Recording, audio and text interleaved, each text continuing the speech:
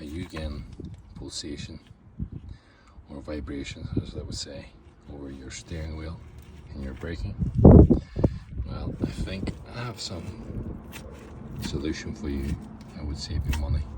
Just requires a bit of time, a bit of DLC on the discs. Just get rid of this top lip and leave it on the sort of center bit. So you need to even this out, bring it back to a metal level instead of rust. Same as here, you need to get rid of this V-lip, and that should solve the problem. So I'll show you how it looks when I'm done. So first thing I do is use a hammer to get rid of this top layer. It's just rust over time. So this is how it looks.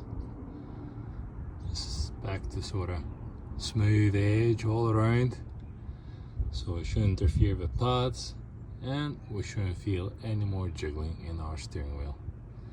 So just put a new set of pads and you're good to go for another while, as long as your disc is within the spec of minimum requirement. Hope this helps. This is my pan full of rust particles after doing that to two front wheels. That's actually a lot of weight and a lot of rust. So do this and it'll save you money and your disc will last longer.